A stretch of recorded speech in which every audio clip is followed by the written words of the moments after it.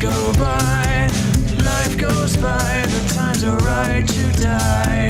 Days go by, years go by, life goes by, the times are right to die. Days go by, years go by. Good evening, everybody. Yes, it is I, the old wolf. Time for another episode of Dancing with Wolves. The rebranding is complete. As per my lovely witch, Shiya. So you'll see a little bit of different imagery. The opening track is one that I wrote with my brother Jonathan Porter and Matt Brown, and will be, as Shiya says, the opening song for this, for the foreseeable future, as it does really reflect a deeper element of who I am, why I do what I do, and it is also reflective of the collaboration, the strength in numbers that I like to talk about. Want to shout out all my sisters I see in there. Rebecca, Lindsay, Mary Beth, thank you for joining me. So yes, it's Tuesday, May 2nd. Happy Beltane to everybody. I see my brother Sid Ryder is in the house. Yes, tonight we're going to execute episode 66, Dancing with Grief. Power. Unlimited power. Yes, just for all you Star Wars fans, May the 4th coming around. And I feel it's appropriate for some of what Sid and I are going to get into. We are literally going to reprogram some shit, knowing what the future lies within certain dynamics. And as my witch Shiya likes to say, it's important now more than ever that we take the high ground when and where we can. Certain things obviously need to be spoken. We should never be afraid to speak the truth. But how we say a thing is equally important as what we say. So Sid and I are we're gonna dance with some grief. It is a common, almost I have to say, universal emotional dynamic. It is written about in our literature, is sung about in our shows and our music. It is reflective in our art. It really is reflective at so many levels of our life. And it is important, I believe, again, now more than ever, we have to take a step back. Okay? We're all entitled to our opinions and beliefs. However, how one chooses to dance with their grief is personal and unique to them. And dare I say, unless it's something that definitively involves you or affects you, it's none of your fucking business. Okay? So I'm just going to say it like that. We're not going to be assholes about it. And Sid and I talk outside the context of our shows. I call him my brother because I feel that he is a brother. He has shared things with me. I have shared with him. We have shared together. And I believe the spirit of where he's coming from and what he's continuing to do. So this is my way of giving him a little bit more, as you can say, brotherly support, and saying, hey, come on here with me. Let's just have a conversation. We'll play some of the music that's associated with Inner Demon Media and myself, and we'll talk about this. Because part of what we do, okay, despite what anybody else may fucking think or want to say or interpret, is we're trying to deal with the realities of life. And we're trying to share that with other people. I say it all the time, and I will say it again tonight. Take what you need. Leave the fucking rest behind. Okay? You have that right. But what you don't have it, the right to, is to use what I call weaponized empathy against somebody for your own fucking purposes. I see my sisters, Jennifer, Rosemary, Elizabeth, Monica, Diana. So I'm glad she is here because one of the things I wanted to hit upon, and I was specifically waiting for Diana, the Assassin Queen, to show up. There is her avatar within our circle. Okay, and she's been a friend to Shiya and I for a few years now. And she just got published again. And she's a really good writer. And no coincidence, what she wrote about reflects a dynamic of what we're talking about tonight, dancing with grief.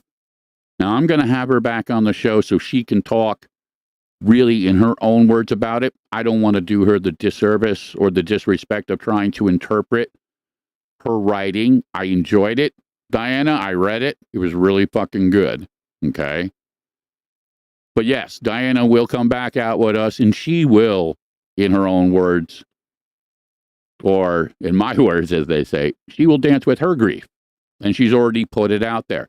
And myself and Shiya and many others have put our grief out there openly, publicly, as my brother Sid has put his grief. Okay, you know, and then again, of course, we got some people coming in and then fucking Baba Wahoo, you know. It's important, hit me up in my DMs because I got a fucking scam for you. Yeah, and, you know, we just have to kind of make you go away. Bye-bye. So, yeah, and this is, you know, almost like on cue. I couldn't have planned this better. This is fucking weaponized empathy. This is the shit that people do out here. They pretend, they try and play the part like somehow they're fucking spiritual, that they're this and they're that. And I humbly suggest to you, here is the easy litmus test. Look at what they say. Look at what they do. If their opening to you is, oh, by the way, I have a magical message for you. You just got to jump into my DMs real quick. Yeah, that's obviously a line of bullshit. But sometimes the bullshit's more nefarious. Sometimes they'll pretend to be your friend and be like, hey, yeah, let's hang out. We'll break bread together. We'll share things together.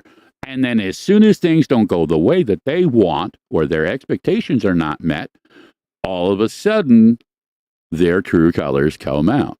Now, again, this is a reality we all have to deal with, okay? No matter how much we talk about it, bitch about it, fucking pray about it, human nature is what it is. But what we can do is learn to recognize it and learn how to better deal with it as to not absorb their shitty dynamics. Okay? I know my sister Lindsay's been dealing with some stuff. You know what I mean? People play a really good part when they're talking some talk shit. But then, when it comes time and the reality is in play, yeah, it's a whole nother fucking ball game.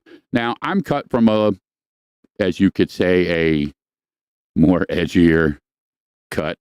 I am the wolf for many, many reasons. So tonight, my darling Shiya will be hanging in the fucking shadows, just making sure that Sid and I don't just completely lose our fucking minds. Yeah, no, I'm going to try and be a good wolf. But again, it is important, all joking aside, to take the high ground. So yes, we will have the Assassin Queen out here again. Again, congratulations, my sister. I want to, again, take a moment just to put a couple of things out there for the powers that be or whoever may be hiding in the shadows listening. The views, expressions, thoughts, and so forth expressed are mine alone. And unless Sid wants to share them, and Sid's are his and his alone, and yours are yours and yours alone. The music that we play, if it's not mine, it belongs to people that we actually fucking know, and we have their permission to play their music, not unlike Bonded by Darkness and Frail and some others, a couple others that we will play tonight throughout the show that are reflective of my interactions with Sid. And I'm going to throw this up right here because I think it's a good time as any. Because I know, yes, she has. Yeah, my brother Sid. My brother Sid has a couple of shows. He is Talking with Heathens Wednesday night, 8 p.m. Eastern Standard Time. You can find him on YouTube here on Facebook. You can also find him at Inner Demon Media. And he has Talking with Demons Friday and Saturday nights, 8 p.m. Sid's always around to some degree. He's heavily involved. And those of you who are out here right now from the Inner Demon crew know what I'm talking about.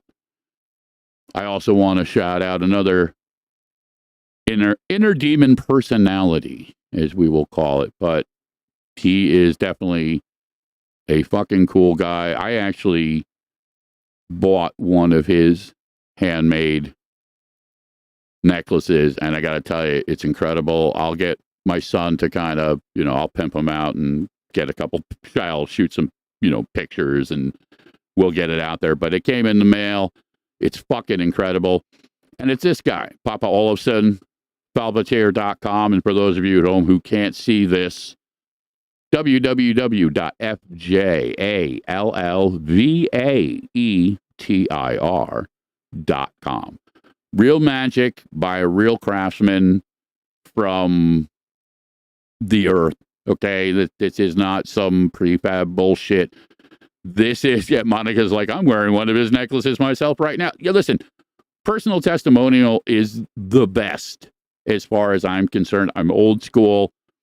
I bought one. Sid's bought stuff. I know a whole bunch of other people do. And let me tell you, when he puts something up there, it doesn't fucking last. All right, so don't kid yourself.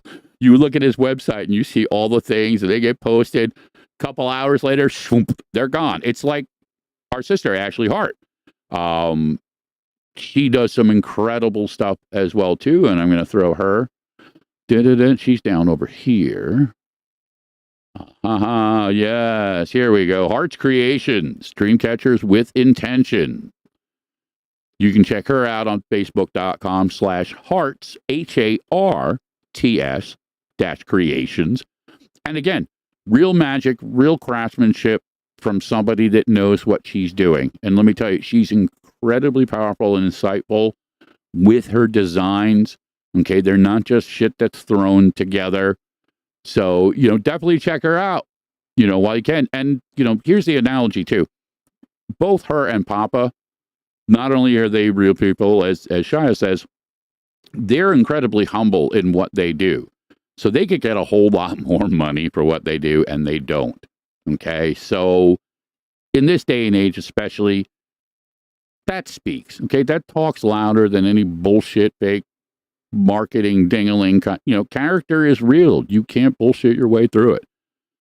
And it also gets me to our sisters Bobby and Sherry down Texas way, Moonbeams.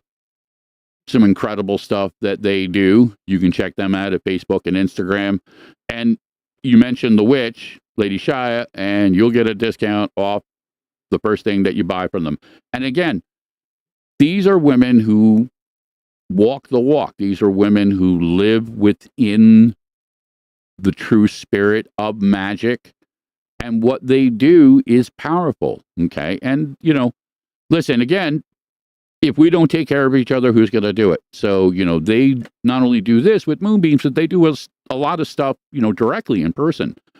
So if you want to learn more, go check them out, Facebook and Instagram. And I have two more because I forgot last time. I want to mention my sister, Suzanne.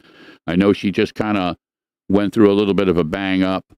Sister, I hope you're feeling better if you're hearing this or whenever you do hear this. Love you. But Mystical Moons, okay?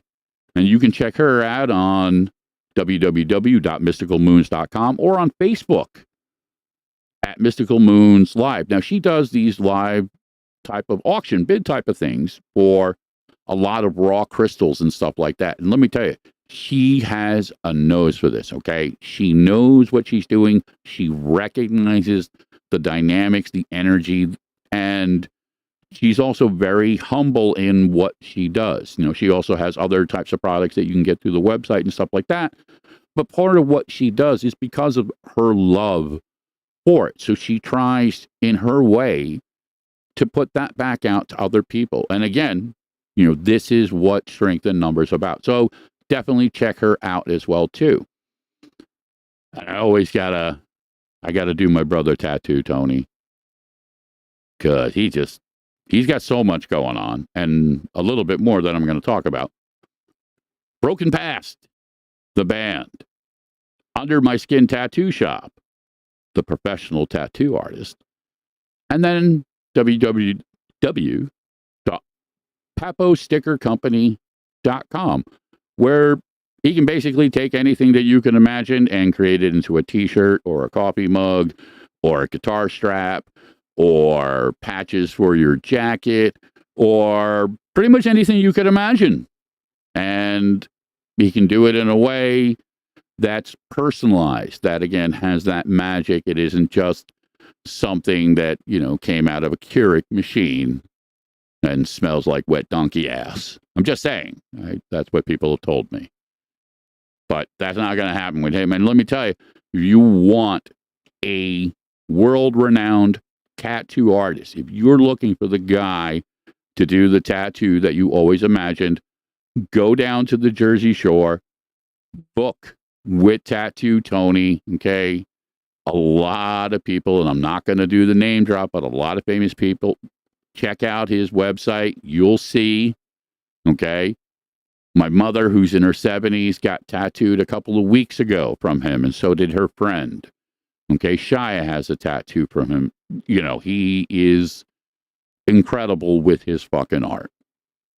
So tonight we're going to start off with one of my tracks of the new bands, and they are part of the Inner Demon Media Circle, and I really dig them, and I've been talking about them a lot, and I'm going to continue to talk about them a lot. Bonded by Darkness, and they're real.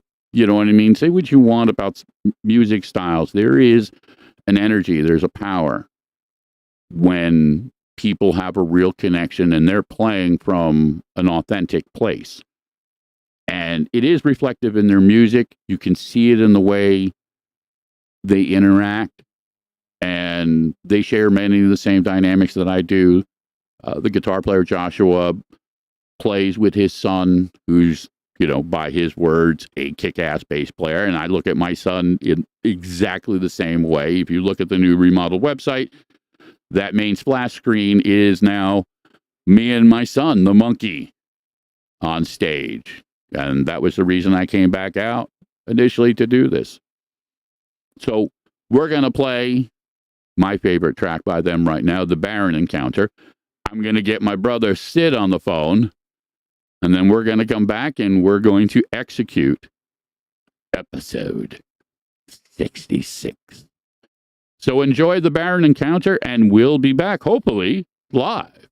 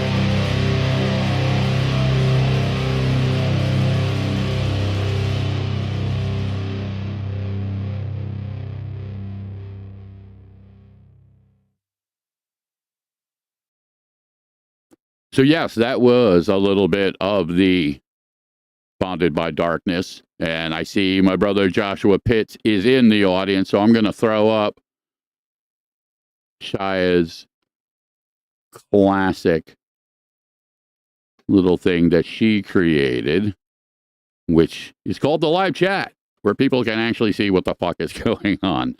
Now, again, this is encoding through Restream. This is how we've been doing it. We're making the move to try and incorporate the StreamYard stuff that Sid does. And speaking of which, I have live with you now the inner demon himself, Sid Ryder. What's going on? Thanks for having me on again there, Wolf. Brother, listen, we dance well together. I really enjoyed being on with you and Papa last Wednesday. We had some really heavy, deep shit. Shiya shared me some of the stuff you shared, and obviously, you know, it touched a couple of people. And that's one of the things, you know, we've all been talking about over these past couple of months is that shared dynamic that, you know, the things we experience, the things we go through, we need to talk about them. We need to share them. And it's a double-edged sword sometimes, because when you put it out there, people will inevitably take it and do whatever the fuck it is that they do sometimes with it, which kind of brought us into tonight's the 66 moment. You know, you've been dancing with some stuff. You've had to dance with grief in a way that most people truly can't relate to. Well, I mean, I'm sure there's a lot of people out there can relate to it. Just a lot of them just don't talk about it in public. And like you said just a few seconds ago, it's a double-edged sword. I've always been really firm about being talking and sharing my journey in life with people.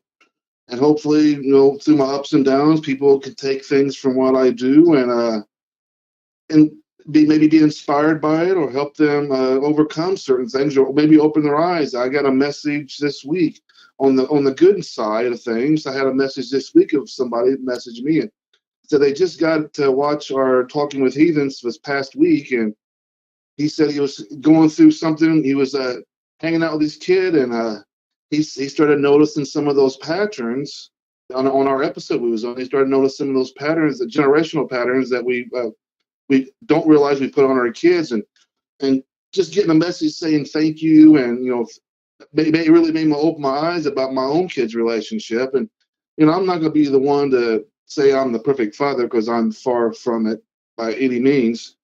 I didn't really start finding my groove to be a good father until later in life. I'm my first son. I've always said it. I really wasn't there for him. And I've never been ashamed not to say it. It's part of my past and part of my journey, and part of I had to take lessons in my own life to teach myself. And that was one of the biggest lessons in life, was to actually admit to yourself that I was a deadbeat dad. Well, listen, I mean, you know, the true definition of humility is to speak as you are with that literal bottom line honesty, you know, not pulling any punches, not making excuses. Right. Well, yeah, exactly. But your dance with grief enabled you to become, in the here and now, a better father. Well, it's weird because I got the swing of being a better father when my two young ones came into the picture. And then I tried, you know, as you got older, you tried to make amends with my oldest, and it was just one of those rocky relationships. There really wasn't much I could do to really change that, except just try to talk to him and be there for him. But you know, sometimes you win, sometimes you lose some, and I love him to death, and he's not with us now, and that's part of the grief that I got to deal with, because you know, any parent losing a child, they're going to question themselves every step of the way. Could I've done this? Could I've done that? You realize that you should have done some things that you probably didn't do, and you have to make amends to it. And part of making amends is facing your personal demons, and that's admitting where your fault was involved. Yeah, well sped. As Lindsay said, and I think this definitely warrants repeating, what you do matters. Sharing your story helps others. Never feel sorry or let anyone make you feel bad about it. You learn from it and you know, are there now. And I think those are very solid and very, heartfelt, because it really is. You can look at something in a narrative and you can talk about a thing contextually. But when you've experienced it and then you've taken that, experienced it, and used it to reshape things, and especially in your case, putting it out there to show other people that, hey, not only does this happen, but there is a path forward. It does not have to define who you are or invalidate who you are, because I think that's... Go ahead. No, jump in. I have by doing so, I have made some people upset because they felt like I was sharing too much. But there's a reality to everything that we do, and you can't live in a world that's fantasy. And you can't. For me, you can't be somebody that runs from the truth. The truth is, yes, I shared photos of my son in the hospital bed as he passed, to show the reality that this is a pandemic, a drug pandemic out there. There's people that parents want to turn their backs on, and these kids feel like they have nobody, and then they get caught up in a what's the proper word? They get caught up in the system. Well, they become part of the conditioning element that they don't feel they have. And listen, I've worked within elements of recovery for many years, and it is a common theme, and you're dead on. There is a perceptional disconnect with it. And parents are sometimes are the biggest enemies, because they're afraid to talk about these issues with their kids, because they want the image. They want to maintain the illusion, right? We're a perfect family, but that's not reality. Reality is every family has issues. One way or another, a family member is not getting along with somebody, this or that. So the reality is, drugs are out there. Our kids are doing them. Parents are doing them. They don't care. And there's this generational mental conditioning that we put on parents and our kids. My oldest kid has seen me at my worst. My worst possible place that I could be in life. My son has been there. He has seen me do drugs. He was not really seeing me, but he knew that I was doing drugs, that he knew I was doing pills. But he's seen these things, and he's seen how wild I was. And by seeing that, I think he took that and wanted to take it to the next level. Wanted to show. That reflects the generational thing that we were talking about last Wednesday on Talking with Heathens, because it is, to some degrees, generational. These aspects get carried forward, whether we like it or not. And then, as you had to go through, and I think to some degrees also, it's part of your process. I mean, again, you're the guy most times that's out there putting stuff for other people, doing stuff for other people. But there has to be a dynamic for you as a human, as a father, to be able to, again, no pun intended, dance with your grief, however you choose to. So again, that's why I thought it was important. And I, felt that there was a definitive correlation, because it reflects who you are now. You know what I mean? And the things that you do now. So, the interpretation, and Shiya said it, and this was really, I think a good point too, and I'm going to read it out. Too many people hold things in and play like things are all nice, but the reality is we need to have these conversations and see reality, and to know others out there dealing with it, so, that we're not alone. Again, it goes back to that strength in numbers. It's really important, especially when you're in a position, and this is not me boasting or having an ego, but you do this long enough, you get put into a position on social media, and sometimes people put labels and titles on you, and I'm not big on that, but we all considered leaders in our community, and that sometimes can be a fine line to deal with. You know what I mean? And it's a heavy burden to some degrees. You and I have talked about this, and I want to point something out for you, my brother, because you may not be able to make the connection. But right now, out here, we have some generational dynamics between both mine and Shiya's family. Okay, Carol Cox, mom. Hey, how you doing there in Texas? And Estelle Zubik is my mother, and my son, Will Capel, is out here supporting us in this dynamic. So I wanted you to know that, so you could make the correlation of some of the people out here that are saying hello and watching and engaging in this. I see everybody out there. Hello, Estelle. Hello, Carol. I see, Shiya. I'm bouncing between two chat rooms. Yes, yeah, you got to multitask and dance around. But you make a great point. You know, by default, when you put yourself out there, and you know, this is something I've talked with my mother about, and she and I were actually talking about it earlier today. No coincidence. You know, sometimes we have to lead by example. People will put us into situations. We didn't want to be there. We didn't choose it. We don't like it. It's not right. And we are forced into dealing with other people's shit. And, you know, again, it may be in a context of this, it could be a context of that. But especially when you're talking about when you're putting out something as raw, something as personal and emotional as this, you know, personally for me, and, you know, again, you and I both were triggered by it, you know, and we were both like, all right, we're gonna fuck some people up. And I want to make a disclaimer out there, just so everybody in the world knows. There are certain lines that shouldn't be crossed. And whereas we're taking the high ground and we're being cool about it, make no mistake, okay, this fucking alternate reality where people are afraid to speak and express themselves, it's coming to a fucking end. Okay? Your days are fucking limited. All right? Not unlike the fucking Cro-Magnons. Y'all going the way of history. Just saying. And then also, I think it's really important when you're in that spiritual leader role to show the people that are following you, because those lines get blurred and from reality and fantasy. When people put you in the spiritual leader role, they want to think, they have this perception of these people are perfect. They're not meant to do wrong. They're out there giving advice. But at the end of the day, we're fucking human. We have feelings. We have the same emotions as you guys. We deal with these emotions and these things on a daily basis. The same things you guys do or go through, we go through. Oh, So no doubt. there are mistakes to be made. There are things that you may say that people might not agree with. Yeah, listen, and you and I talk about it constantly. Papa says it constantly.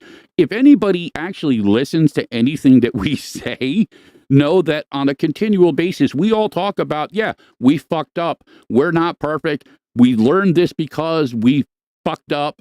And we just share it from a very basic, humble, hey, listen, if this might help you, give you some insight, but I've never heard you or Papa or Shiya, and I know for myself, I've never said, I am the only voice, you must listen to me, I am the great and powerful law. You know what I mean? It's never, so to cherry pick a moment and be like, oh, you're doing, you know, it's bullshit. You know, you and I both recognize it for what it is. I want to shout out Raven O'Reilly, who is the voice bonded by darkness. Yeah, she's out here. And she said something that's, I think, very powerful and very important. I'm going to read it as well, too. Coping skills are also not taught to children. We expect them to just know how to cope when we need to teach them healthy ways to cope, especially teaching boys that it is okay to discuss emotions and feelings and that it's healthy to do so. Sister, man, you just knocked it out of the park there, because I talk about this all the time on the fucking podcast as a single father raising a son for years. My mother, you know, thank God, gave me the strength and the knowledge and the insight to avoid many of those pitfalls. But let me tell you, you're right. All of this is conditioning. All of this is learned behavior. So by default, when certain aspects, especially coping mechanisms, are not taught, sure, it's just going to reinforce the other bullshit. And I know you've talked about that, Sid, in the dynamics of how you maintain the balance in your personal life as a parent now. You have to, and there's times, excuse me, there's times where I don't want to do this anymore, and I'll be honest, because I have to look at what's it going to be like for my kids when I started this. I wanted documents, video documents, whatever it was, of them to be able to look back onto when they get older and say, this is Dad did this, Dad done that. These are his words of encouragement. And what I don't want is all the people out there that take what I do. I'm not going to say all the people. I'm going to say there's a few people out there, and no matter what position you're in, you get into this position that I'm in, I should say, you'll get a lot of this. And hearing my story, sharing my stuff, and they take it and they weaponize it because things are not going their way. Like you said at the beginning of the show, it's so true. They'll take what they want. They love what you do as long as they're part of it, but as soon as they're not part of it anymore, everything that you do becomes a weapon to further them along. Well, whatever this is worth, my brother, and I want to say this on this note because I have my son and my mother in here, and I will tell you in no uncertain terms that your children, everybody around you, will respect you more for being honest and doing what you believe in, regardless of whatever spin may put into it. And this is a generational dynamic between my mother, myself, and again, my son. And it's not always easy because you're right. People are always going to take things and they're going to put it into their own fucking spin. This is the curse of humanity, is that some people, for whatever reason, this world is never going to be fucking right. And within that element, there is a narrative, a parasitic tendency, as I'd like to call it, that negative attention is better than no attention. So when people aren't paying attention to me, I'm just going to push buttons, I'm going to act like a fucking asshole, and I'm just basically going to cause a scene, not unlike a child throwing a temper tantrum, until somebody fucking pays attention to me.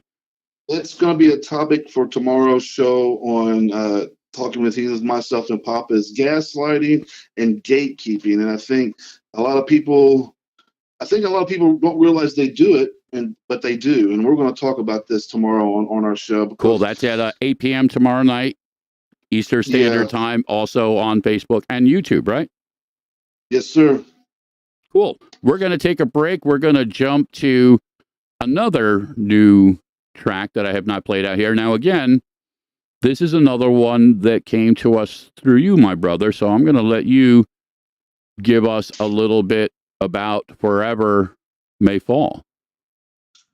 Oh, man, that's a great. I have your song, the one that I know that you love. Oh, that's one of my favorite songs by them. So, well, I mean, I'll be fair. I say that every time a new song comes out by this band. They are a great band, Forever May Fall. I became really good friends with them throughout this past year when they first started, and I followed them and become really good friends with them in the past year. And this is their fourth single, Afterglow, and it's absolutely just such a. I know the song, for some people read it differently, but when I heard this song, Afterglow, it just felt like I was inspired. And that's the power of music. Yeah, absolutely. I felt the same thing. It's got a power to it. When we go through so much in our life, and so many things will take that glow from you, and you get kind of stuck in that rut of everyday life. Let's say you're in a marriage and you're not happy anymore, and you're trying to find that glow.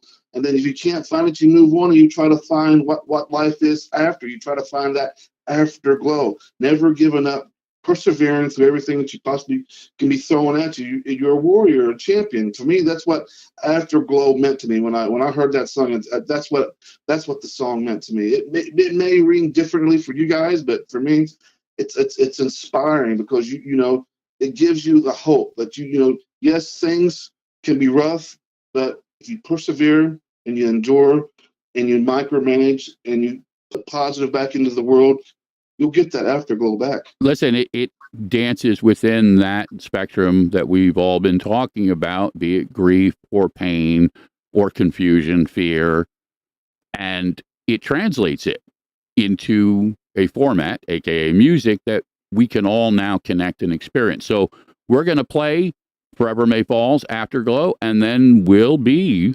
right back. Where do you go when you're looking through me? What do you know? 'Cause you're never listening, you're never home. I feel like every time that I let you know, it feels like we're saying things that we can't let go. It feels like throwing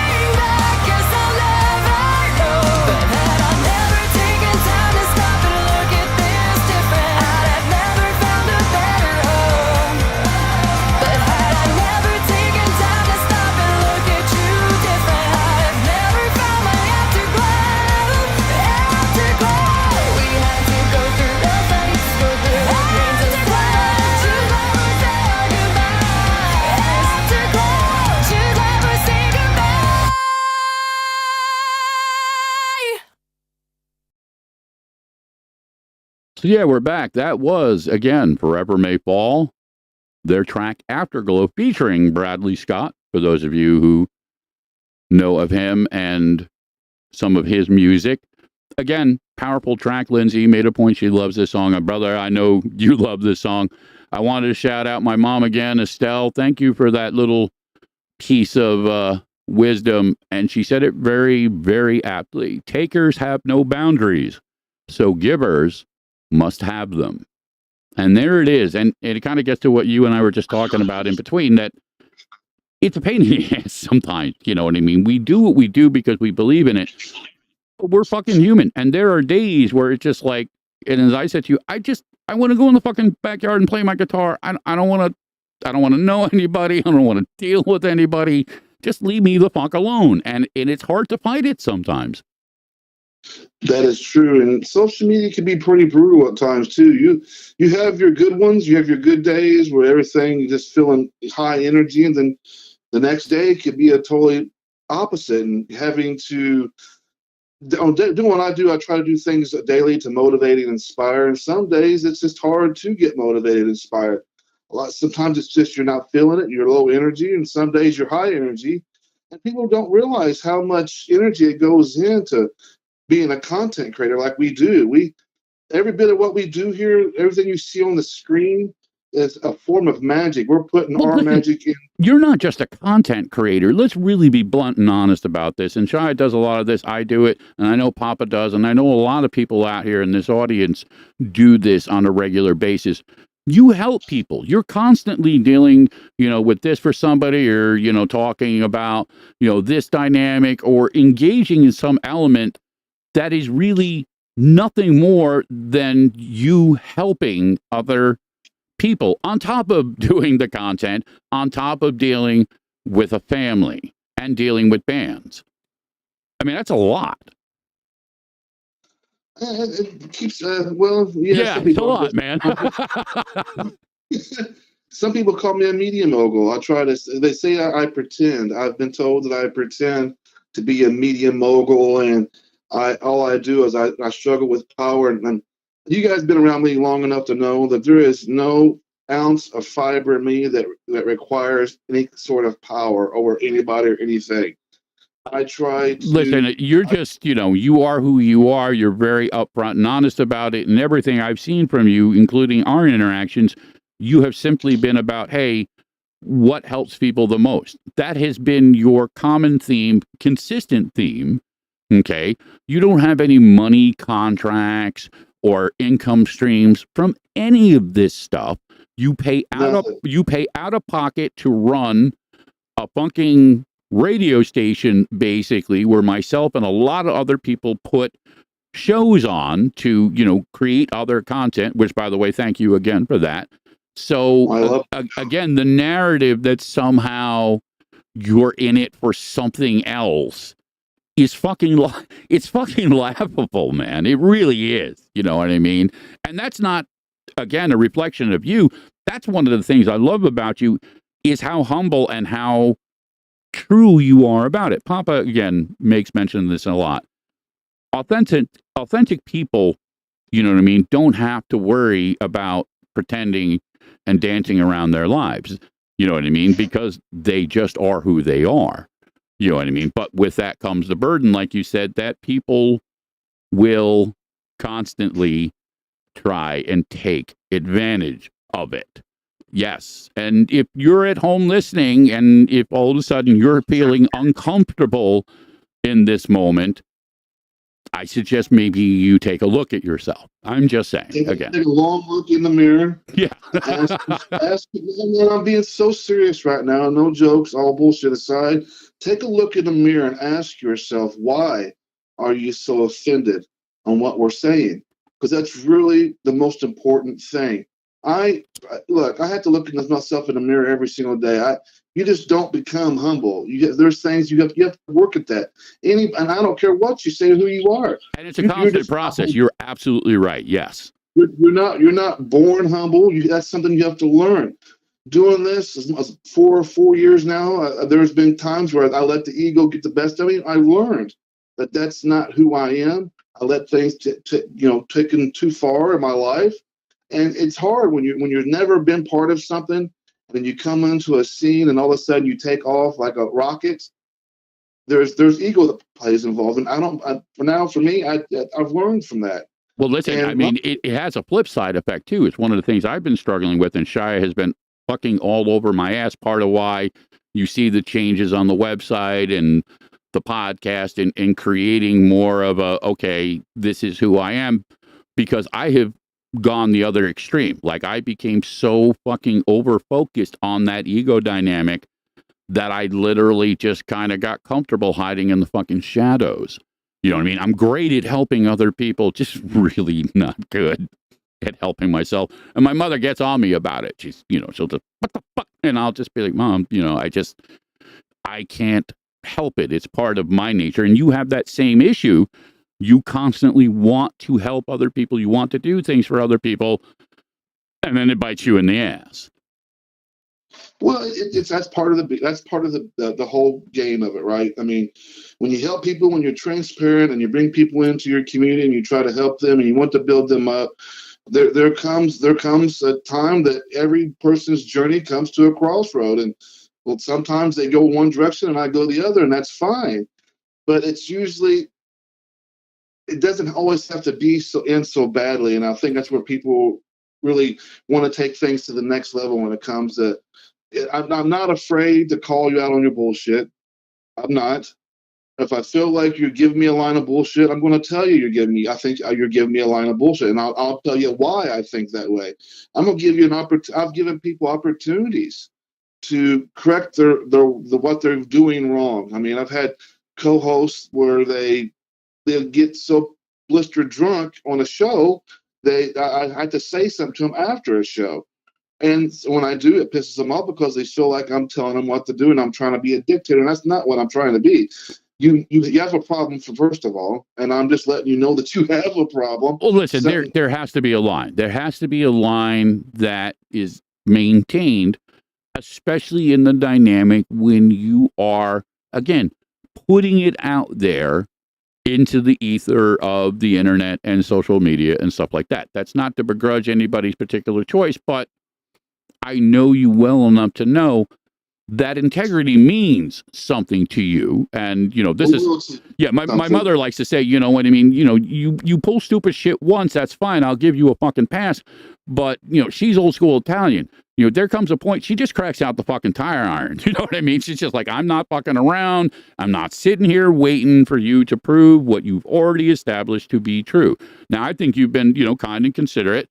And I think that, again, speaks to your character. And you said it very clearly earlier. You don't have to weaponize it and turn it into, something to beat somebody over the head. But, again, truth needs to be spoken.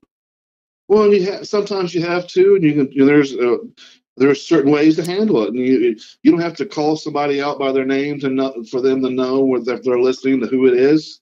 You don't have to say exactly who they are to get your message across. I've had people take my son's death and accuse me of manipulating his death for likes and views. And one of the promises that I made when he passed away was I was going to never let his memory go. I'm going to turn what happened to him into something positive. It doesn't have to be negative. It doesn't have to be the story that his story of dying of drugs had to define who he is.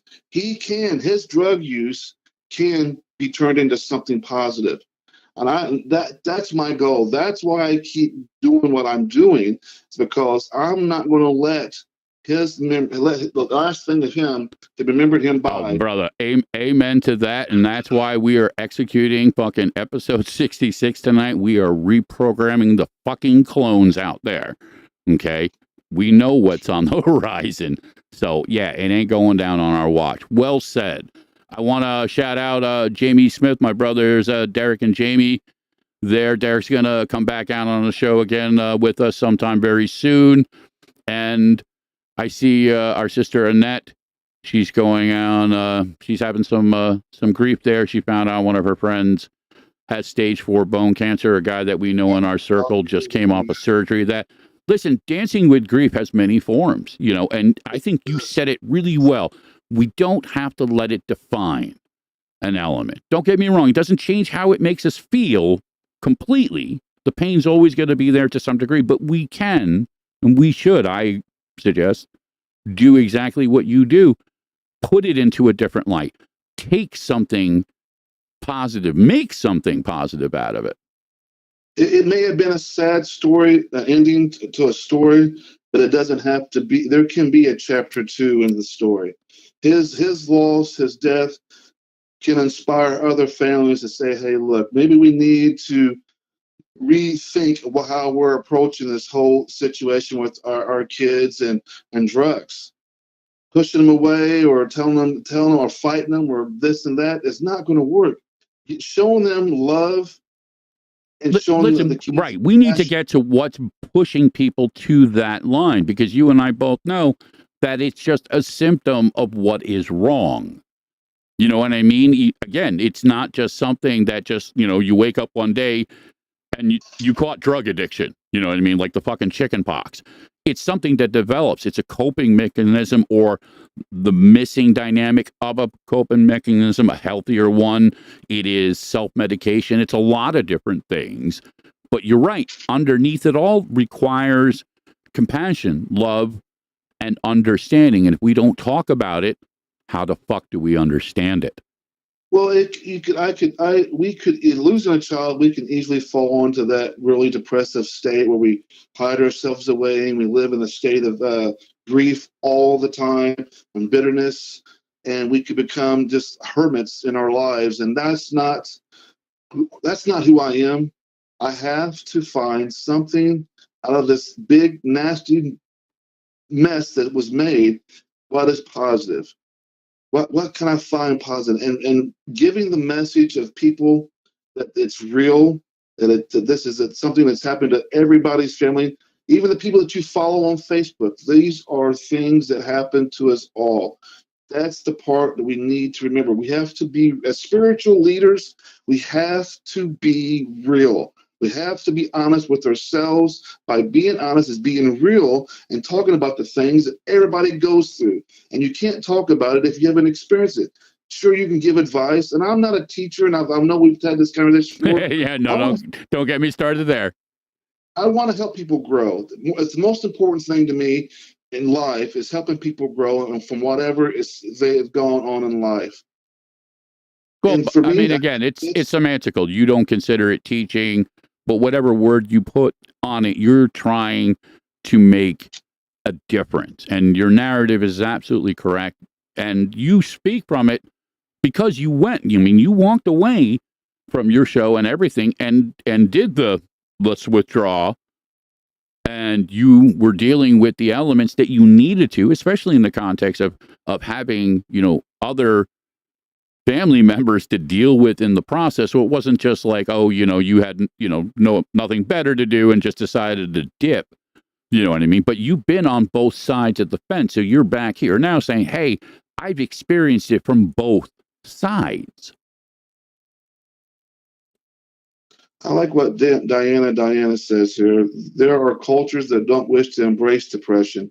Therapy is an idea of necessity, is frowned upon. And I'm polar opposite. I encourage everybody to embrace all those emotions.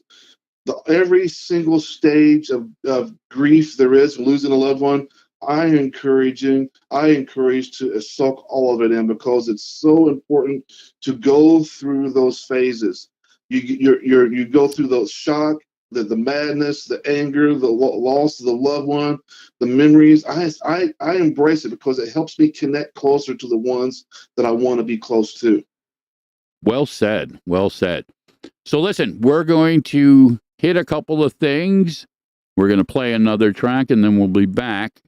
But there are a couple shows coming up, and one of them, and I'm just going to switch off the chat.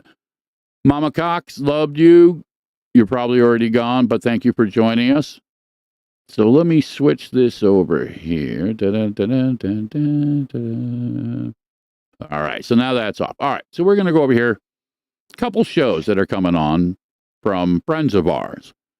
And the first one that I'm going to talk about, right up here, salute the troops. Oh, wow. That's interesting. That one doesn't even want to appear. All right, so I apologize. Little technical snafu with changing over the formatting. Let me see if this other one will pop up. Yes, all right, here we go. Broken Pass is going to be at the VFW Post 4703, June 3rd, for the Jackson Moose Lodge's What the Heck 5. This is for Ocean of Love for children with cancer. This is something that Frank Tonra has done for a few years now. Frank is a member of the Under My Skin for Life Foundation, as I am, as my son is. Tony Rodriguez, again, is a brother within our circle. So his band, along with a whole bunch of others, are going to be playing June 3rd down in Jackson, New Jersey. Now, there's going to be barbecue. There's going to be vendors. It's going to be a really good time. So for anybody that wants to come out and see a lot of really great music, have some really great food, and support a cause without really having to spend much more than a couple dollars in gas money, get out to fucking Jackson, New Jersey. Okay, this is the core of local music. If you're in the area, it'll be a really good time. Now, Bonded by Darkness are doing a show out in PA, Memorial Day weekend for veterans. And again, like I said, I couldn't get this one for whatever reason. It just doesn't want to engage. But I also want to talk about my brother, Ed Contini. Yes, and his will pop up. Over the Edge. He does a show Thursday afternoons on Rochester Free Radio. You can check him out on rochesterfreeradio.com. You can listen to it for free. Or if you're one of those people who want to go old school, 106.3 FM LP, but you better be in our fucking area or you're not going to be able to pick it up, which is why I know, Sid, you do yours through what you do because you don't have to worry about the transmitter. That's one of the things I love about doing the show with you is that all you need is internet access. That's it. Yeah. FM radio is tough. I also do a show over there Monday nights. But the show that I'm digging the most, okay, and I have to just say this for what it is, and really, again, I have to thank you for that, is Saturday mornings, 11 a.m., Dancing with Demons. This show was really good, too. You had a nice little turnout in the chat room. Well, listen, I mean, again, to some degrees, like you, I've been doing this for a few. So there are a few people that, kind of follow me around. You and I both know some of the same peoples within some of the same circles. So it was just kind of a natural progression, you know what I mean? Just kind of going this with hand in hand. And this allows me to do the things, talk the way that I talk here on the podcast, but I could also play whatever music. I'm not just limited to playing tunes that we have copyright permissions on. You know what I'm saying? Because sometimes, we talk about music, and you do it a lot, is reflective of other bands. So if you want to play Megadeth or Metallica or something along those lines, or an old Kiss tune, if you don't have the licensing, guess what? They'll shut you the fuck down. You know what I mean? And especially Facebook, you breathe wrong. Facebook will just literally crawl up your ass and they'll be like, nope, you're going to jail. Yep, I've still got like 38 hours left of that. Well, see, I mean, again, I'm aiding and abetting you here by kind of redirecting. But here's the irony. I've been doing this show for years, okay, literally. And not once have they fucked with me with all the stuff, everything that we have done. It's insane that it's, you and I both know, it's cherry picked. Something for some reason, somebody gets a bug up their ass, some fucking internet spider somewhere, you know what I mean? And all of a sudden now, you know what I mean? You're the Antichrist, and we have to censor you now because you're putting naughty thoughts in people's minds. I've been called worse. Go ahead. Yeah, but I mean, come on, listen, you and I have both seen some of the shit that floats out there, and to really be like, really? You're going to clip him? And these fucking characters over here are just going to kind of just skate by. And it's amazing. You look at like how the Facebook reels and stuff work.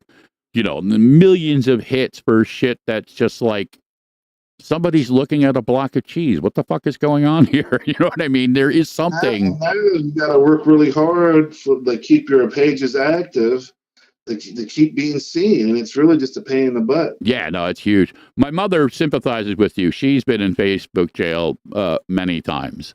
Okay, and you know, she has no issue. She'll just call shit out wherever she sees it. I think the most they've given me is 3 months, and then during that 3 months, they ended up giving me another 3 months. So I had to do like 6 months of Facebook, like complete Facebook job. Couldn't do nothing. It's crazy, man. You know, listen, the world we live in is crazy. But they'll take my money. Oh fuck yeah! Oh yeah, absolutely. Yeah, you know, and the same thing with Twitter. You know, you can buy one of them blue things that says that I'm cool. Let me in your house. Nothing to see here. Fucking, I know. It's crazy. All right, so we're gonna jump to another track real quick. Again, one that I got turned on to through the associations, et cetera, but I am really into them. They're a band called Frail. Yes.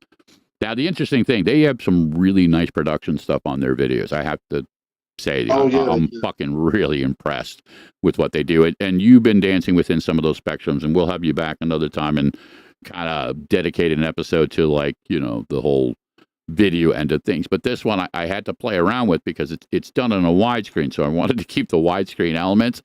And I'm like, wow, my podcast is just really not set up for this. So this is my best attempt. If anybody from Frail's out there, your music speaks for you. The video is beautiful. This was the best that I could do and keep it within the structure of fucking OBS and, you know, how I have to kind of pirate radio everything out here. So we're going to cut to Frail, a track called Bright Eyes, and then we will be back.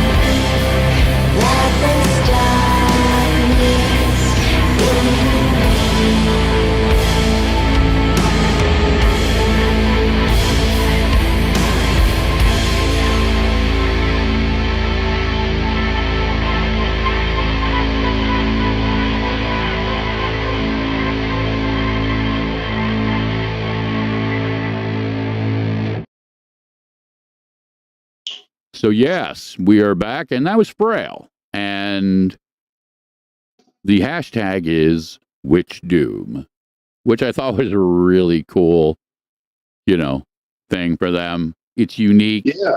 Yeah. And there's a case to be made that, it is reflective of their style. You know what I mean? And I like that. I like that original aspect.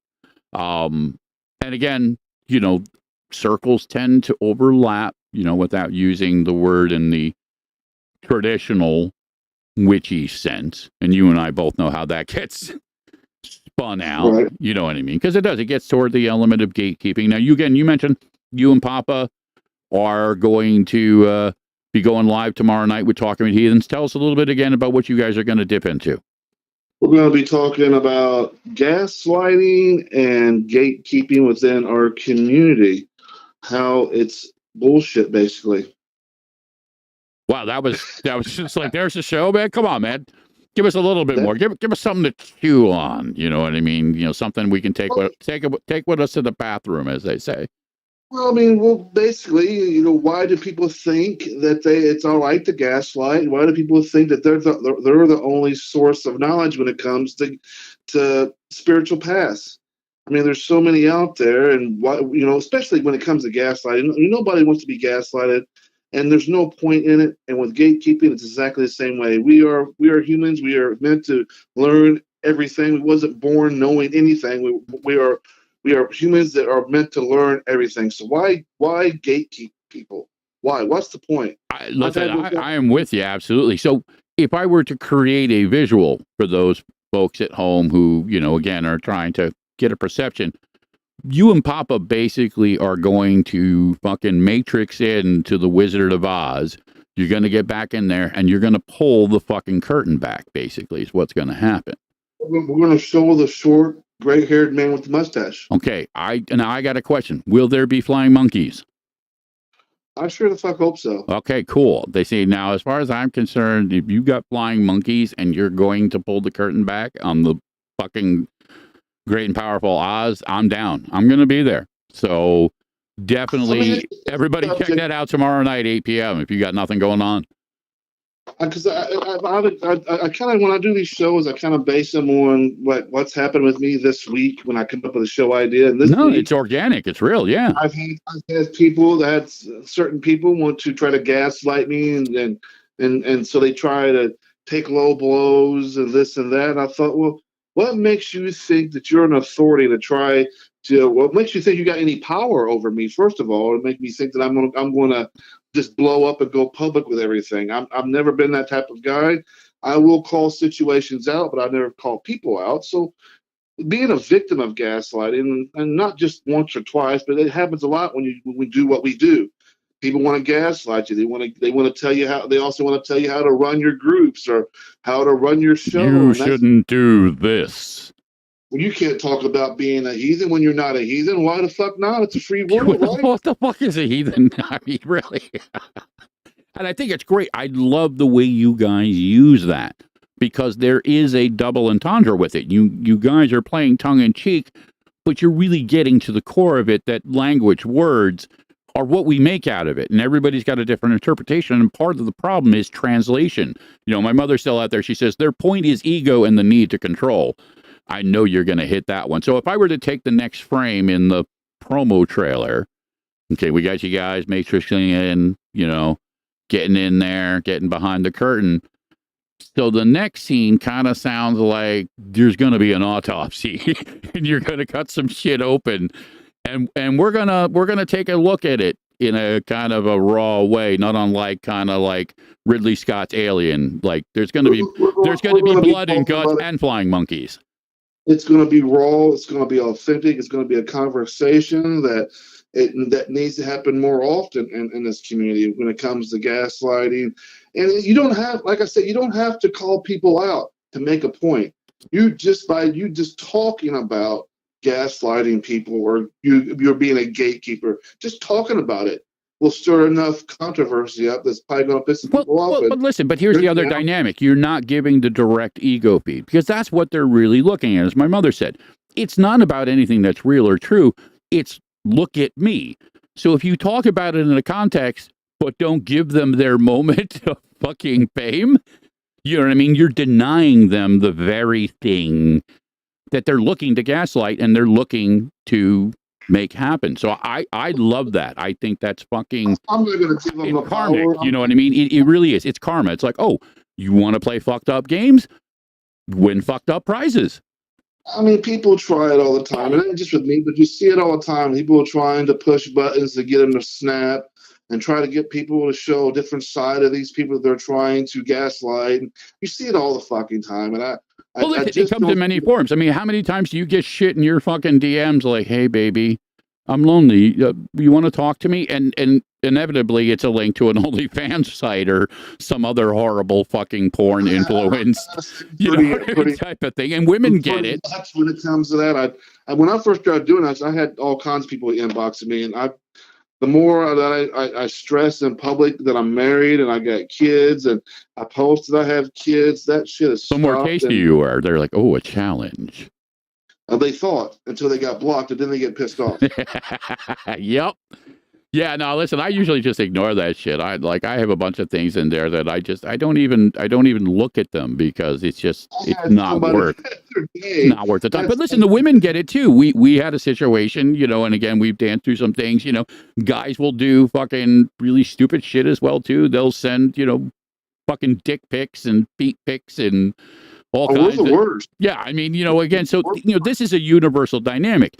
People are acting out, and they're acting out in fucked up ways across the board. It doesn't matter where you were particularly cut or sliced from. And as Ryan and Diana and my mother and a lot of people, yourself, have said, Shiya has said, these are conditioned elements. People learn their shit, and then there's no consequence for it. They're like, oh wow, I can get away with this. Let's see how far I can push it now. Until inevitably it goes bad. That's the double-edged sword of social media. You have this element of free speech, and if the moment that you disagree with somebody or someone disagrees with you, it turns into this online social media battle. Let's just take this person and smear them all over social media, make them look like a horrible person. And to me, it's I don't acknowledge it. For the most part, it depends on how I got pretty thick skin, but when there's certain things that just hit you right at a certain moment, and you get to back away. Especially if it targets like what we talked about earlier, if it targets a sensitive point that really should be off limits. Let's really be honest. It takes shitty character to go after somebody because how they chose to dance with their grief. And that literally has been, the theme within this. That was your choice, your right. You know what I mean? And more importantly, the taking it out of the context, because you very clearly, by not only your words, but by your actions, I've seen how you have presented this. So this is not like some abstract thing where, somebody said somebody's like, no, I'm on your page. You know what I mean? I hang out with you. I talk with you on a regular basis. I've seen exactly what it is you do. And there's nothing, not even remotely close to a framework that you can say, well, it's no. You're obviously not listening to the man, or you're simply choosing to interpret something for your own personal agenda. Yeah, that's usually what it is a lot of the time, is people want to use it for their own agenda. Well, I mean, that's the crux of gaslighting. I mean, there it is right there. It's sad that people can't just part ways and be cool about it. It seems like they always have to stir a pot or take things because I share my story. When it comes to counseling people, I have to, before I counsel someone, I have to find common ground of, what kind of advice can I give this person? Have I been through this? It's like a set list that I got to go through, a checklist. And when they tell me what's going on, am I capable of giving any kind of advice? Have I had any experience with it? So during the process of me counseling people, I share some of my story, what I've been through in my life, so they can find a common ground, a commonality between us and them. Well, that's how we relate to each other, yeah. You have to build that magical energy, that magical connection between you and another person. That way they will absorb what you're saying. And so there's people that out there that I've been I've been into conversations with where I've shared stories about my life. And sure as the world, as soon as something doesn't go their way, they want to take it and use them as weapons. And there's no need for that, folks. There's no need. I've given more than I've gotten during this journey, and I'll just be straight up honest. I have given more than I've gotten, and ask me if I care, because I'm not here to get a thing. I'm here to give everything that I am as a person. I do my best to be as authentic and real to my best of my ability, and sometimes that's a good thing. Sometimes it's a bad thing because I have no room. I'm fucking 49, getting 49 years old. I got no room for the color coding dude, bullshit. you're just coming into your prime, man. I mean, whiskey's not even good till it's fucking at least 65, 70 years old. So don't even kid yourself. You know, we got to keep it in. Listen, again, some of this is perspective driven. It is the old analogy. Take what you need, leave the fucking rest behind, but you do not have the right to exploit somebody else's grief, somebody else's pain, and how they choose it. I want to leave it on that high note. I want to thank you again, my brother. I will definitely be in the audience tomorrow night for you and Papa. Again, just for everybody at home, 8 p.m. Eastern Standard Time, Talking with Heathens. Sid and Papa Olafson are going to come out, and they are, like I said, they're going to matrix in to the fucking land of Oz. They're going to jump behind the curtain, tomorrow, and they are going to autopsy that motherfucker. Okay, so this is probably something you really don't want to miss. It'll be talked about in the years to come, but if you're there, you'll be able to tell your children, yes, I was there that day when that shit happened. You know, and that's the only way you can look at it. You got to be there. I see my brother Jonathan is out there. Hello, Mary Beth. Diana back. Listen, thank you again, my friend. We will have you back out here again. I know we'll be bouncing back and forth because we work together. So that's what brothers do. Know that you were loved, my friend. If I don't see you guys tomorrow, be sure if you guys will show for that show, you can watch it later. But this Sunday as well, a real quick plug. Oh, you do it.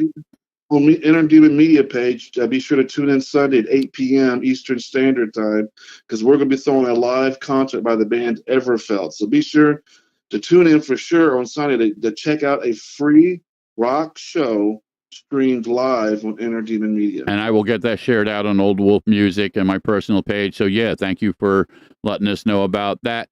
Again, Interdemon Media, Sid Ryder, a lot of great stuff. He is part of what we do. So when we talk about the elements of the strength in numbers and the circles and, you know, the people that we know, you know, they're friends of friends. So, you know, this is how it is. Yeah, Sid's one of them guys. Okay, so remember, he's got friends in other places. And those friends are watching. Okay, and they're listening. They're paying attention. They're paying attention to what the fuck is going on out there. And I'm just going to end it with this. Some of us are fucking wolves, okay? You may not be afraid of demons, but you bitch your ass.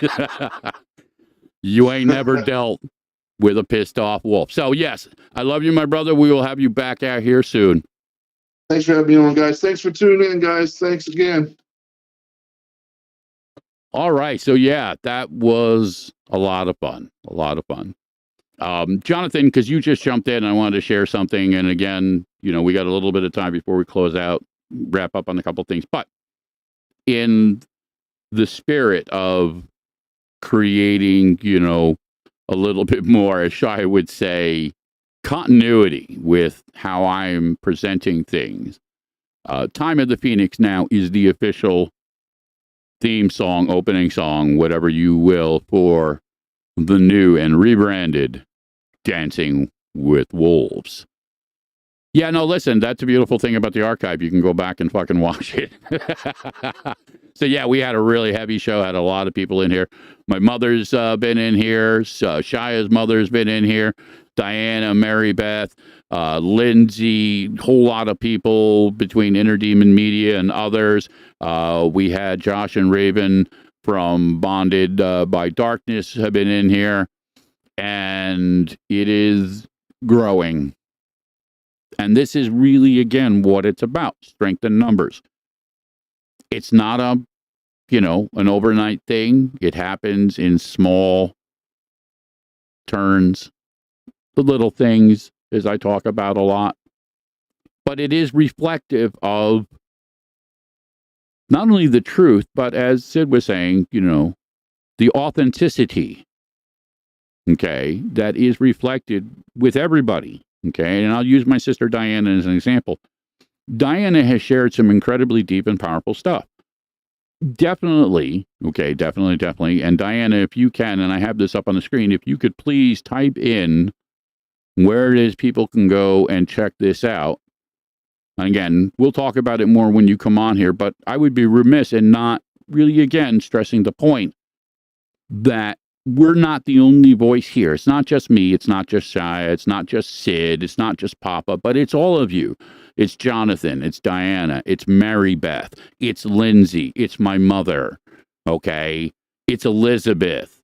Okay. It's Amy Ross. If you're listening out there, I hope you're wearing your tail, sister. Ooh. Okay. We love each other. We support each other. My sister Ashley Hart, my brother Tony Rodriguez, my brother Greg Carr-Schumann, who's going to come out here on the show. My brother Matt Brown's going to come on one of my Saturday shows, and we're going to dig deep into some music and fuckery and stuff like that. And we're working on new music, and we're going to be releasing new music. And Shiya and I are working on new music with other people, and we're going to be releasing stuff. And Jonathan and I think, are going to be working on some new stuff. So if it's anything even remotely close to what we did for Time of the Phoenix, yeah, there's some fucking heavy shit coming down the pike. And then Sid's got all kinds of stuff going on, and Papa's got all kinds of stuff going on. All kinds of people got all kinds of stuff going on. And it's like a big tent party. And we're building this community, okay? And it's really because of all of you. So I wanted to shout out as many people as I could. My son, the Scarecrow, my brothers, Ed Contini and Brian Judah over at Rochester Radio. I wanted to close out the show with a little bit of personal experience from this weekend. And I'm going to talk about this more, but for those of you who stuck around, you get the personal part. Okay. Shiya and I went over my brother Ed's house. They invited us over for a Sunday dinner, and it was a classic, traditional Sunday dinner party done the Italian way. And Ed and his wife Diane cooked up a feast. A lot of really beautifully prepared, homemade elements like chicken parmesan, homemade pasta, homemade gravy, homemade meats, cheeses and olives. And my brother Brian Judah was there with his wife, Batavia, who made a kick-ass strawberry cheesecake recipe of hers. And then Gary and his wife. And it was an incredible time. It was beautiful. It was heartfelt. And it touched me, and it touched Shiya. And these are people that are also will be more, as they say, in the mix. Ed Contini is going to come out here one of these nights, and we're going to talk about not only his experiences, but his magic. I've already been pushing on his wife, and Diane, if you're listening out there, I'm going to get you on this fucking show. I'm going to do it, okay? I'll bribe you. I'll do whatever it takes. But I know you've got a story to tell, and this is a story we're telling. And that's part of what this is all about, is sharing our stories, sharing our experiences, sharing our magic, our love, our grief. Sometimes even. Because I know from my personal experience, talking about it, sharing it, it does make it a little bit better. Doesn't change it per se. But I submit that there is true healing power in this. It is the real magic that I talk about all the time, not the Harry Potter Leviosa. And yes, I use magic on Jonathan right now. I made him hungry. See, that's how it works. Sometimes it's subtle. Sometimes it's literally a spell based in language, the words. I chose those particular words because it was my ritual, and therefore it made your stomach react. I redirected the energy through these airwaves, through your ear, to make you hungry. As fucked up as that sounds, that's pretty much what just happened. That's how real magic works. See, that's where we can learn and better understand. It doesn't have to be all this weird, crazy shit. You don't have to subscribe to any one particular's version of this, that, or the other thing. You just find what makes sense to you. But it starts with a simple step. And that simple step is just being open-minded. And that indirectly brings me back around to Sunday's experience of how open-minded and how really beautiful these people were in their own unique ways. Now, I'm going to hype on Ed and Diane because they really made such an incredibly powerful effort. And it was beautiful in just making not only their home welcoming, but to create an environment, a spirit with food and fellowship to bring us in. You know, they've known each other for a little while and stuff like that. So Shiya and I were, you know, literally the new kids on the block. So again, if you guys are listening out there, thank you, really and truly.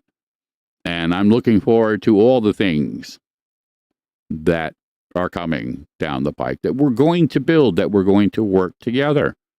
Shiya and I, again, you know, live within the community, and to some degree, some of the efforts have always been, for us at least, about the local community. Not just what we do out here, but what we do everywhere, where we live, where we shop.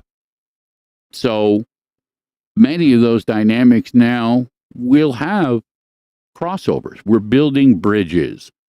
So that way, hey, you know, not everybody has to live together, but it'll make it easier for people to visit each other, to be able to interact and find the common elements that maybe we would not have seen or noticed or even cared about without having those bridges. So this is part of the whole process. Now, we're going to play a track, and then we're going to come back and close out the show. It is a track from a band that emailed me, and I've said this before, and I will continue to say this.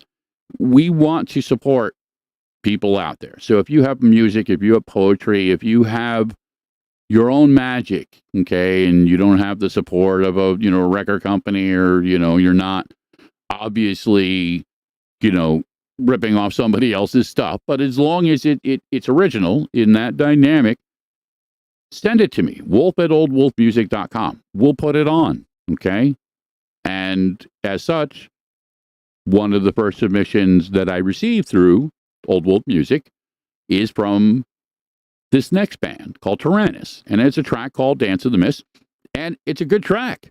You know what I mean? It is within the framework of a little bit more of that mystical rock. You can definitely hear the influences, but you can hear the belief, again, that core energy, magic, whatever word again you want to put on it, but it's real, okay? And that's what makes music work. So we're going to play their track, Dance of Mists, and then we'll be back.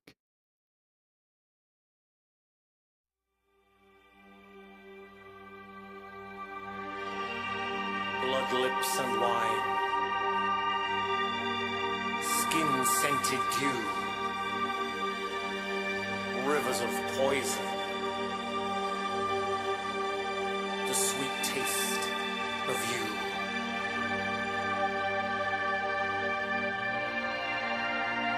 The sky may burn with sunlight's fire soon,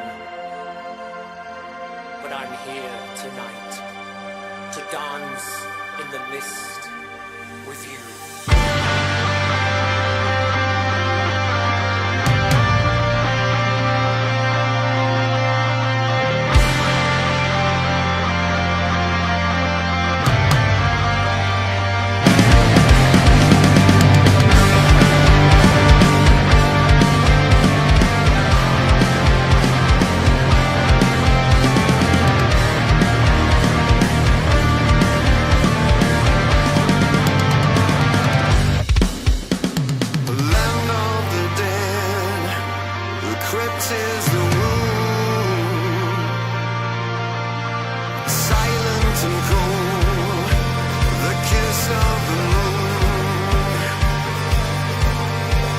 Shrouded in stars.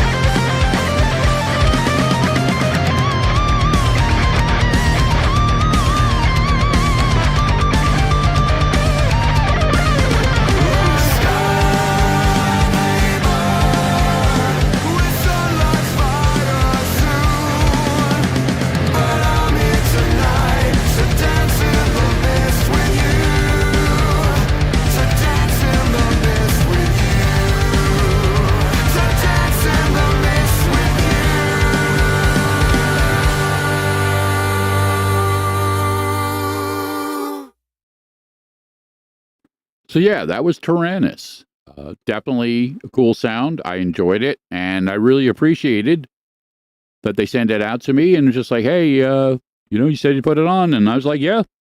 So I am a wolf of my word. So if I say I will put it on, as long as it fits within, the very basic framework of what we can and can't do out here, yeah, I'll put it out there. So I hope you all enjoyed it like I did. So something my brother Jonathan just said, and I'm going to put this fucking thing back up here because Shiya said that I should use it more. So Shiya, I'm doing what you told me, Ma. The world is our community, brother. Corporations excluded, though. Laugh out loud. Context.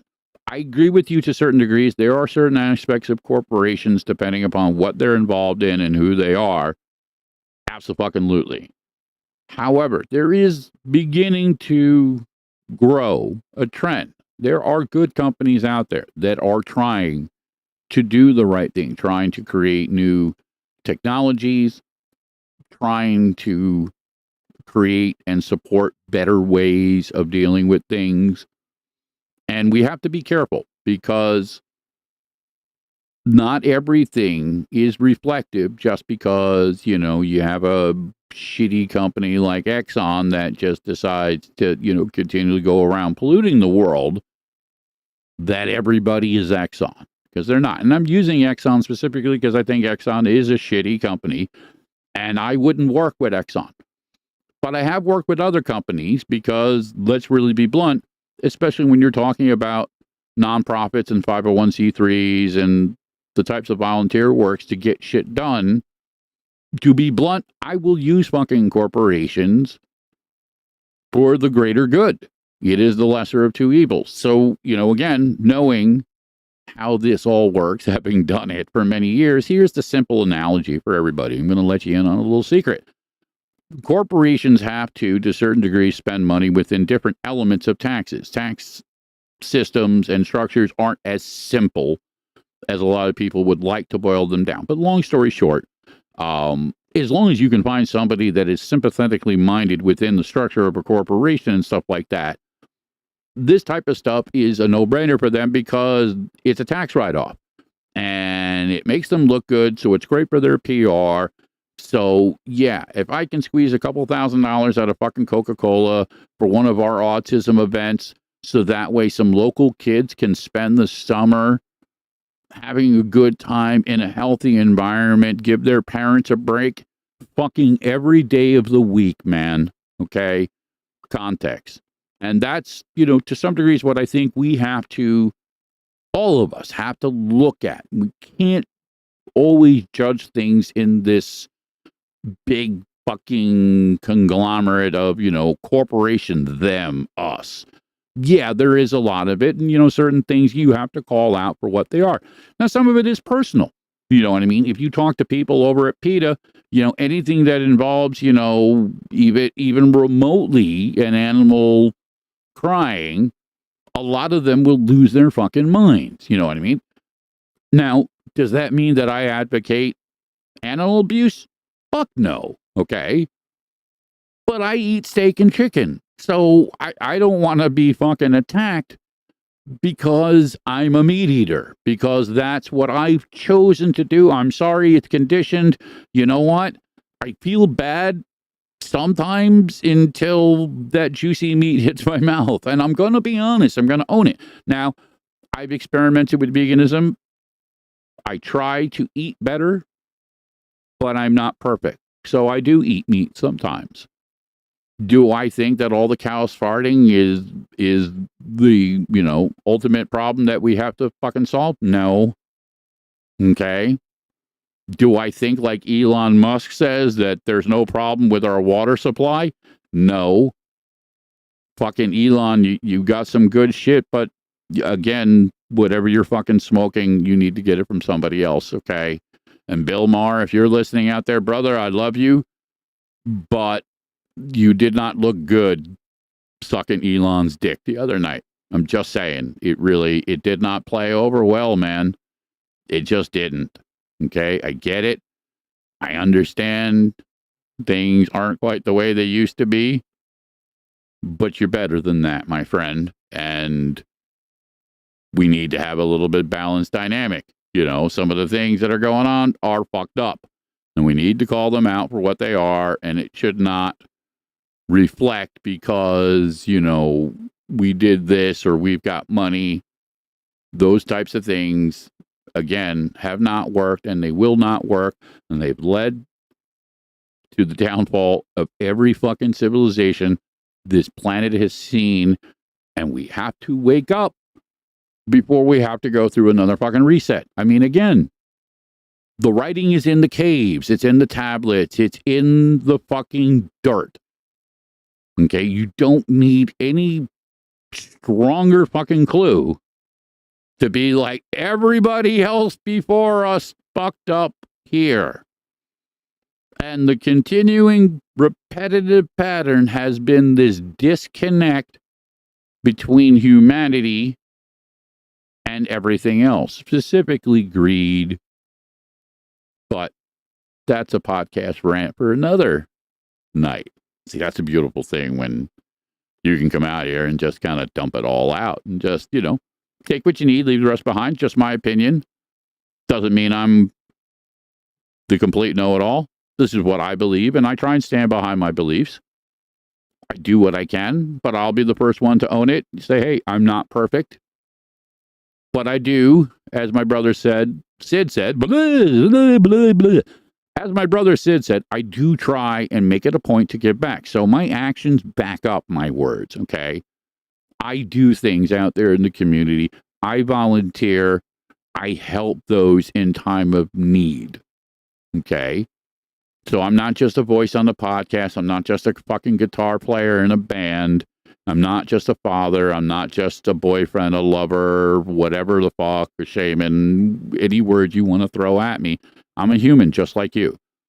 Okay? Wrote a song basically for my brother DJ that tried to really kind of hammer home that dynamic. We're unique, but we're the same.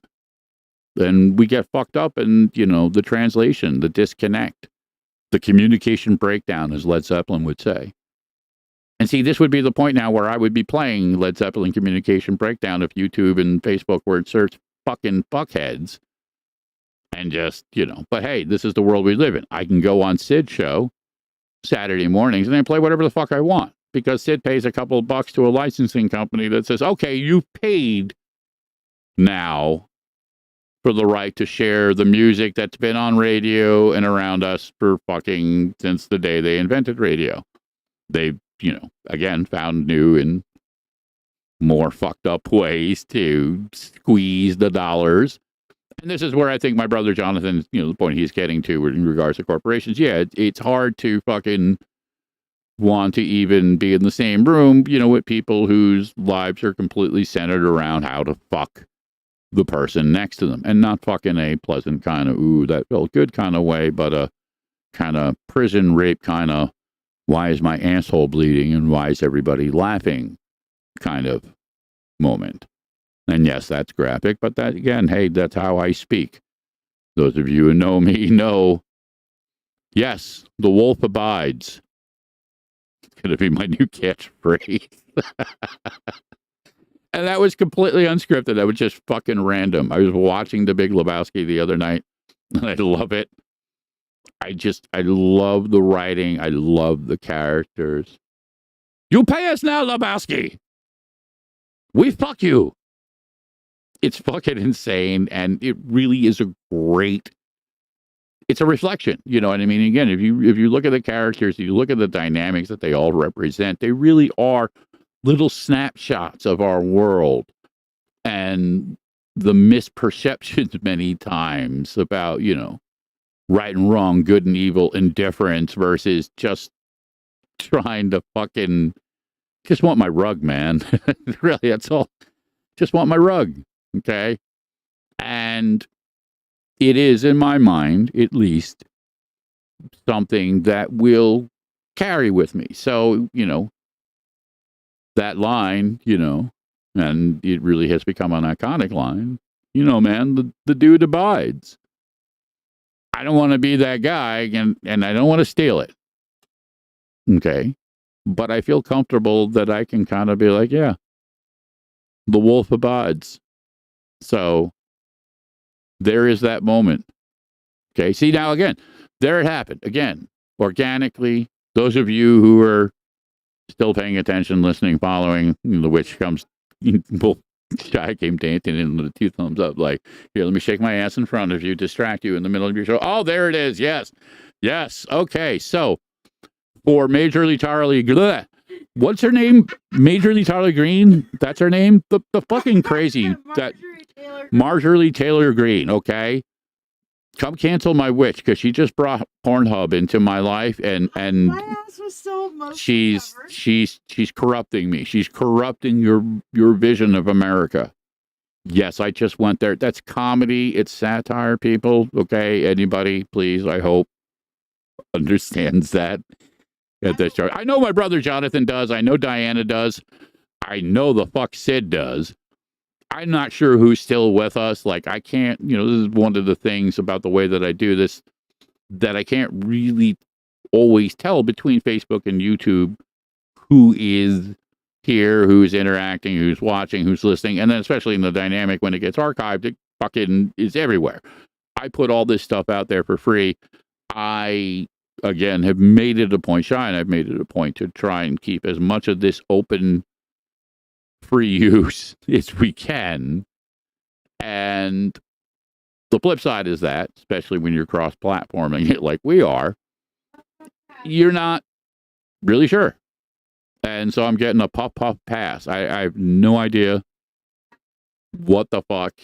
So this is what happens again, and also in a live dynamic, that all it takes is a fucking cheeky witch who decides she's going to exploit her sexuality to throw a monkey wrench into said production. And this wasn't in the script. Okay, but I have no union to protect me. I have no corporation lawyers to defend me. I am, for all intents and purposes, a prisoner in my own home. Those of you listening to me, this may be my last broadcast, because I don't know what's going to happen from here. I really don't. All your bases are belonging to me. See, this is how it goes sideways. But all joking aside, I love her. You love her. We all love her. She's enjoying the moment. So, in whatever element that any of this makes sense, if there's anything that I can leave people with and close out the show, is that we all have to dance with grief. No matter how much you want to fucking pretend, how much you want to try and avoid it, grief is part of life. And again, I submit to you that grief many times is the flip side of the coin of love, of joy, of happiness. Because if you didn't have that, why would you have grief over losing it? It is the paradox, but it is a simple, I think, concept, in that the things that we love, that we care about, that we bond with, that are important to us, when we lose them, in whatever form we lose them, and many times death being the ultimate one, how we dance with our grief is important. Okay? It is reflective of the loss, what it meant to us, and now it is gone. And that's heavy shit. It's personal shit. And it's not something that should ever be exploited. Okay? Never. It's fucked up character to do that. Okay? So listen, try and love each other. Know that you are loved. I am going to close out tonight with a track that I really enjoyed doing called The View Below, which, again, Matt and I interpreted around Rick Garrity's photography, and Shiya famously put together into its artistic form. We will be off next Tuesday. We will be doing the last of the Empath Workshop series. So those of you who are involved with that, I'm not even going to self-promo it, because I'm going to be that asshole, and I know Shiya is going to give me shit over that, but I'm just not. As far as I'm concerned, the people who are already involved are the people who are going to be there. And if you know, you know. But it will be Next Tuesday, there will not be a podcast. So, again, try. If nothing else to remember, you don't have to dance with your grief alone. And until next time, thank you again.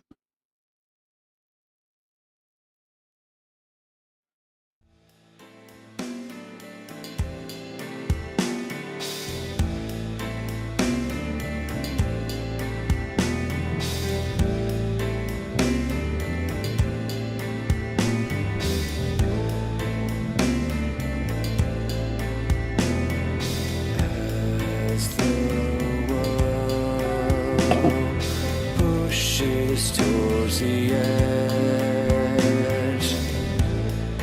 there's a tension ever growing in the air. A child drags the blanket through the mud. She hides her eyes from the gleam of the sun, but we say, as below, so above, it shall be. The so-called trickle down, the piss of royalty. A world of stone and rock, the pain within our feet.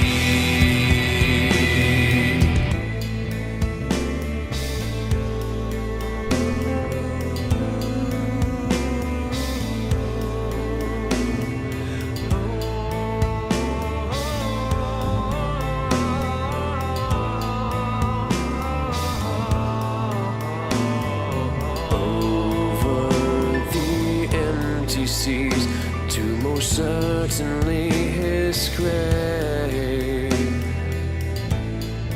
In his wallet, a wrinkled photograph of family's embrace. By decree of the crown, to war for naught but vain, they send the desperate poor to die, but we say, as above, so below, it will be. Tower of reflective glass, the view below their feet. We see ourselves while looking in, but inside can't be seen.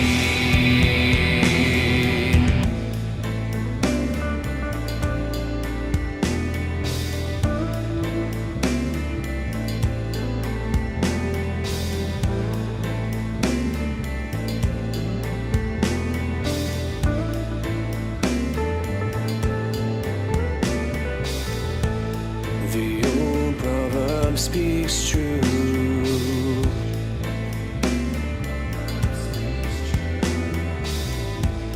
Something about homes of glass and throwing stones. Well, the rocks have been just streaming down from the top of the palace walls. Wouldn't it be just a shame if we returned him home?